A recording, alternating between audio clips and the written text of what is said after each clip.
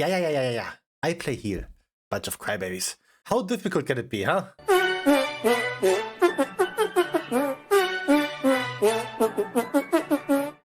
Hi guys, it's Kusi. So because everyone and their fat Aunt Becky are doing the fent lean when trying to convince me that healing is super difficult, and even with the current state of Mythic Plus is nothing to be messed with, I decided to dust off my Soraka main gameplay and went for a full-blown healer to show you what's up.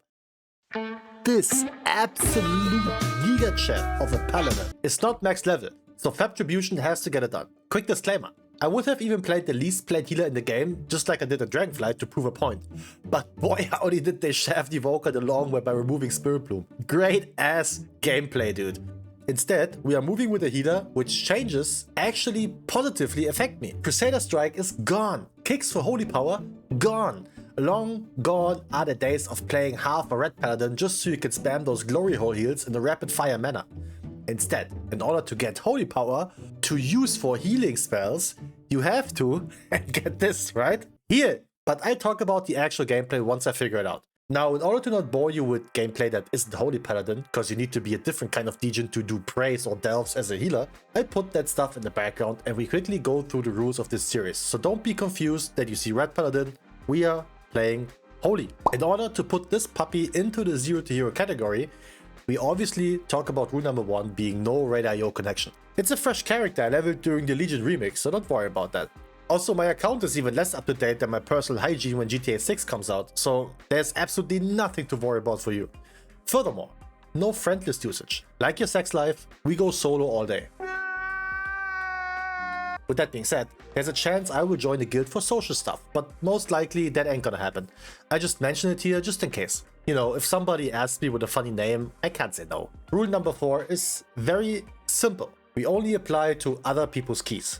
I want the true pug life. I don't want any control on who's joining my keys. If it goes sideways, you're going to have a great time. Oh, and stop scratching my nutsack with your shitty mouse overcasting. I'm old-fashioned like that. I click first and cast second. For goals, I'm willing to commit a bit longer than last time. How about 3k?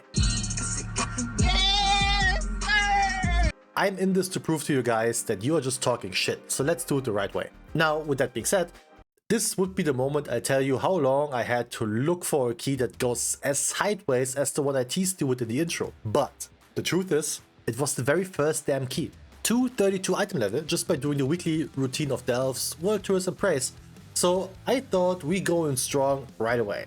So let's talk about what happened. For my own personal experiment, I didn't inspect any of these people beforehand. I wanted to get the raw experience, and I think I'm going to keep doing that in the future. And so we start off with our usual big pull. Into lust, into pew pew, into chain pulling even more to set the tone for the run. Bruh. Or maybe not. Guess it's gonna be one of those keys, huh?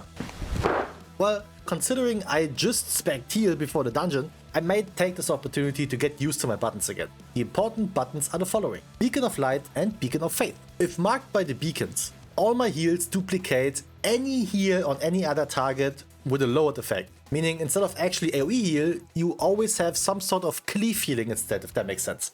My idea here is to put one on the tank and one onto a target I might consider squishy. In this case a Boomkin, as they don't have any defenses besides the tree hoodie. Another good idea is to just put one onto a ranged player due to your mastery. Little did I know, I was about to spam heal the shit out of this tank. Which brings me to the major healing spells that we will deal with. 3 of which are generating Holy Power on use, which is a short cast time heal called Flash of Light. We got our bread and butter in Holy Shock, which can be used both offensively and defensively to generate Holy Power, and a spell that absolutely defines a healer's power.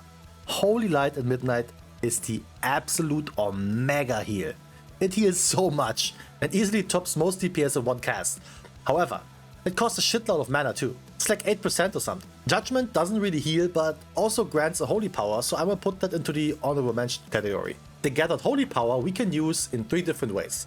Light of Dawn, which is a straight AoE heal, Shield of Righteous as a DPS spell, and to regain some mana in case we got nothing going on, and Word of Glory, which gets rebranded into Eternal Flame when using the Herald of the Sun hero talent, which we do right now. That's pretty much the gist of it when it comes to the gameplay, because if I talk about every damn external utility spell that Paladin has to offer, we won't have time to look at this incredible run instead. Now again, I want to make perfectly clear, I don't know these dudes. They are not paid actors, or if so, not on my payroll. and I joined as the last person into this party. So it's safe to say, I had no idea what's happening here. But I absolutely knew that I was very close to losing my shit more often than I'd like to admit. I am also a big fan of this new low-key affix that not only highlights the mobs that the game recommends pulling, it also nerfs these very same mobs to give an even easier experience. Which doesn't matter at all if you just ignore them and pull other stuff. Disregarding, this tank stayed absolutely true to his pacing. One pack at a time, don't overdo it, and the HP bouncing around just like it's normal for a blood decay. So you best believe I took the time to put more buttons in my interface that I was missing. But eventually the slow and steady type of playing only got us this far. While closing the final rift for the second boss to spawn, we made a crucial mistake, which is ignoring the pad. And you already know, considering how menacing they look at us, that we are going to body pull them. Alongside the boss that spawned because the elemental died. It's always either a hunter or a pigeon, man. I'm telling you. First wipe. No words needed to be spoken. Everybody knew what the problem was. So we went again, and these 4 mobs walking around the boss took absolutely care of us. Chrissy, you mean you took care of them, right? No. Meant what I said, and I said what I meant. No effing idea what happened there. I did pretty much no damage. They had no chill with Raging Boner, and none with me either. So attempt number 3. Fuck to it. Bro, you can't write this shit. After relogging due to Blizzard's grade A coding game, we finally took down this nasty squad of assassins who took already more lives than you're granted in NAM. Until I figured out, we are missing one. Apparently, he was on the toilet during a run that's already close, so I got a bit snappy, as a healer should. Yet, as a smart man, and an even smarter gamer, I took this time to reconsider life choices. What brought me to this? Why is one going to shit during a Mythic Plus run, and how outrageous is that boner? Until we eventually 4-manned the fight for 50 seconds straight. Why 50 seconds? Because that's the time it took for me to figure out that healers do not have any kicks anymore, which means I was at the mercy of the slow pulling tank, Muppet Boy B, and the chicken dude from Family Guy to kick that damn mana ray in order to not wipe the party. What the actual fuck just happened?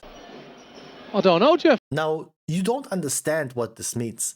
This means this group of, I dare to say it, gamers, joined an elite circle of only 2% of the player base.